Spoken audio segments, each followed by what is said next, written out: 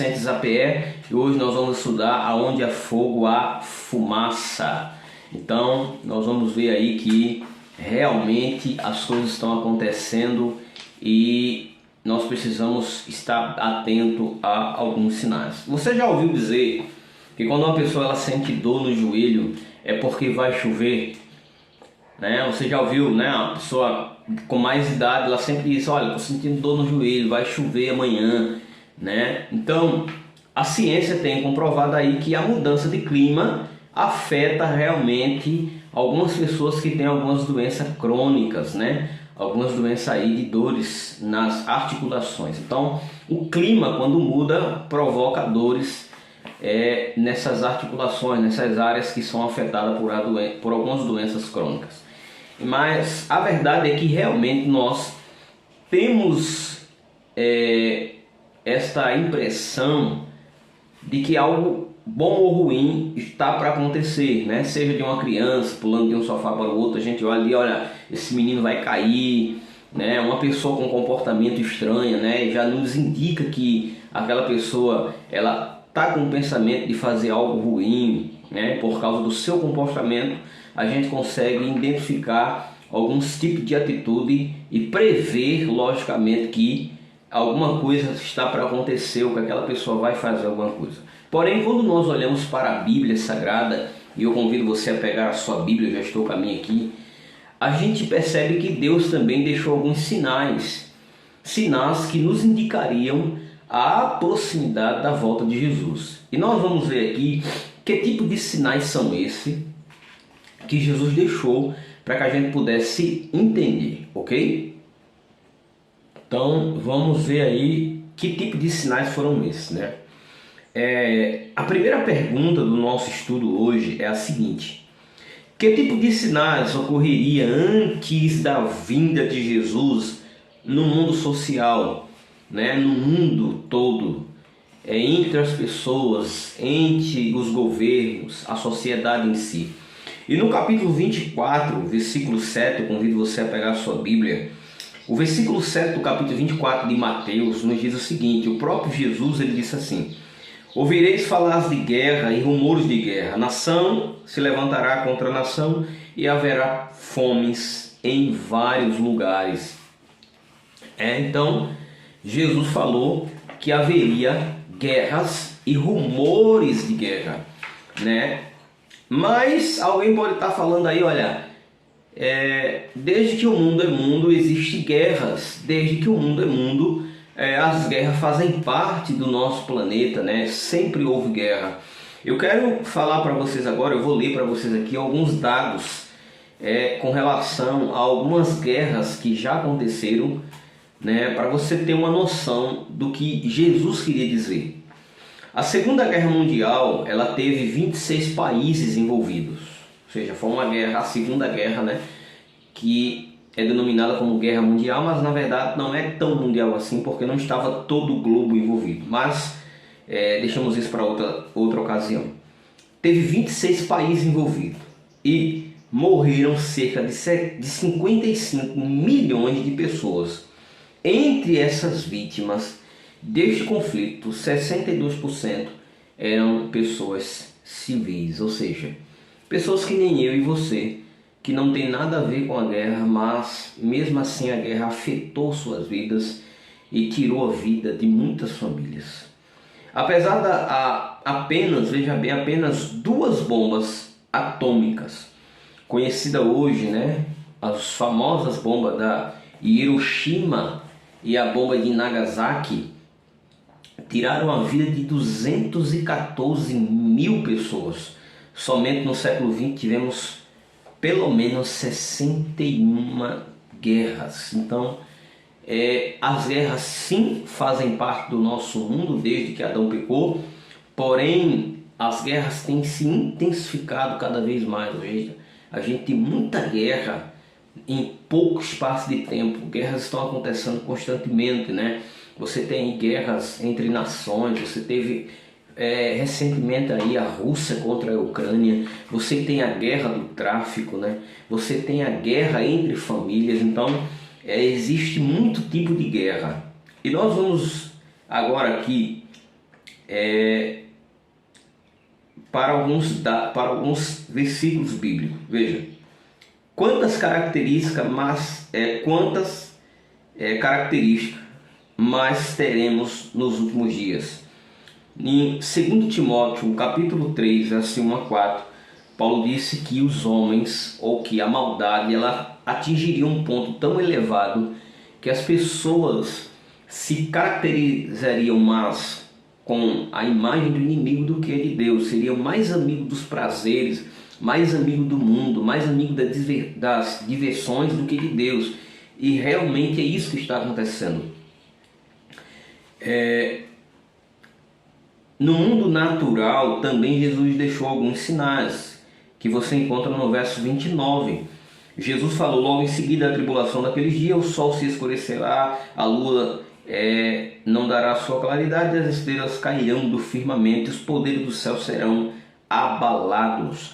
Nós temos visto aí, né? Você abre o YouTube, você tem visto aí alguns sinais, alguns fenômenos, né, que estão acontecendo aí no céu, fenômenos na natureza, fenômenos na terra que os cientistas não conseguem explicar. São sinais que indicam a proximidade da vinda de Jesus. E você sabia que alguns sinais desses, né, o escurecimento do sol, luz tornando em sangue, queda de estrela, já tiveram, né, seu lugar no passado e tornarão lugar novamente no mundo atual. O segundo sinal, ou um dos sinais, é no mundo religioso. E Mateus 24, versículo 4, 5, versículo 11, versículo 24, Jesus falou de falsos profetas, uma falsa religião, né? O aparecimento de muita igreja. E é isso que a gente tem visto aí, né? Igreja de todo tipo, igreja para todo gosto tem sido aberta, né? Igrejas que são abertas aí em várias localidades. Hoje você dorme e quando você acorda, do lado da sua casa tem uma igreja. Quando você fecha o olho, que abre novamente, em frente à sua casa tem outra igreja. Quando você toma um copo de água, que bota o copo em cima da pia, do outro lado da sua casa tem outra igreja. Então é igreja que é aberta constantemente, né? Visando sempre aí levar uma religião que se adequade ao gosto da pessoa. Então Jesus falou também sobre isso, o aparecimento de muitas igrejas. A religião iria na verdade ela ia se proliferar de uma forma tremenda. Todos os que falam em nome de Jesus todos os que falam em nome de Deus são de Deus.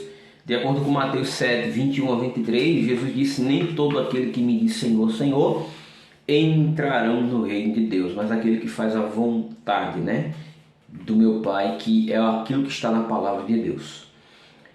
A quarta pergunta diz assim: como fazer para não ser enganado? 1 João capítulo 4, versículo 1 e João capítulo 8, 32. Em 1 João capítulo 4, versículo 1, o profeta, né, o apóstolo, diz que nós devemos comprovar se o que aquela igreja, ou aquele pastor, ou aquela missionária ou pastora, não importa, o que ela está ensinando precisa estar de acordo com toda a Bíblia. Ele precisa aceitar e viver tudo aquilo que a Bíblia diz. E em João Jesus disse: conhecereis a verdade e a verdade vos libertará. João 8, versículo 32. Então, como a gente faz para não ser enganado? Conhecendo a verdade. A quinta pergunta diz assim: que outros cuidados precisamos ter? Segundo Pedro 2, de 1 a 13 e Mateus 7, 15, né? Precisamos aí examinar a palavra de Deus de uma forma cuidadosa. Sexta pergunta: de todos os sinais, qual é o decisivo? Mateus 24, 14, o sinal que é decisivo, que define e que dá fim a todos os sinais que Jesus falou, é a pregação do Evangelho. Mateus 24, 14, e será pregado esse Evangelho a todo mundo, em testemunho de todas as pessoas, e então virá o fim.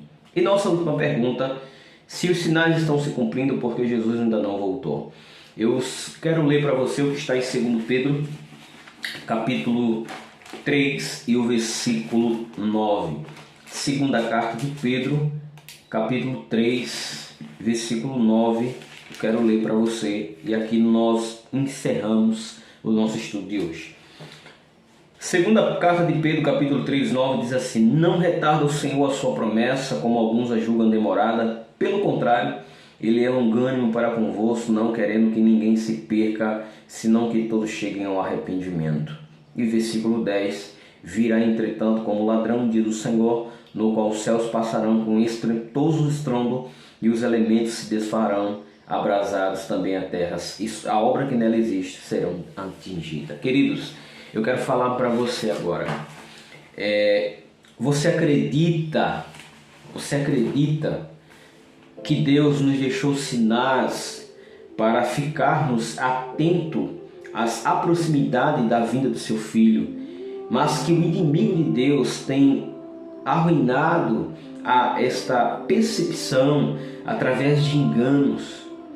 Os sinais têm se cumprido, mostrando para mim e para você de que Jesus está cada vez mais perto. E é seu desejo hoje se preparar para esse dia, começando hoje.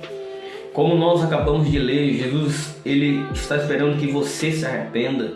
Jesus está esperando que você tome uma decisão. Que decisão é essa? Decisão de abandonar o pecado, decisão de entregar a vida para Ele. O Senhor não retarda a sua promessa, entretanto, Ele quer que você se arrependa dos seus pecados, Ele quer que você tome uma decisão de ter uma mudança de vida, decisão de entregar-se para Jesus. Que nesse momento você possa tomar a decisão de entregar a vida ao Senhor, de se preparar para os sinais, para que quando Jesus voltar você possa estar diante dele e o seu nome possa estar escrito na palma das suas mãos. Se essa é a sua decisão de se entregar para Jesus, de se preparar para Jesus, deixa aqui embaixo no comentário: eu entrego a minha vida a Jesus. Faça diferente. Se você tem esse desejo, vamos colocar aqui embaixo no comentário hashtag entrego minha vida a Jesus. Vamos nos entregar ao Senhor. Eu convido você a orar por essa decisão, para que Deus continue cada vez mais, à medida que nós vamos estudando, mostrando para você a verdade e você possa assim firmar os seus pés na rocha que é Cristo. Ore comigo, feche seus olhos.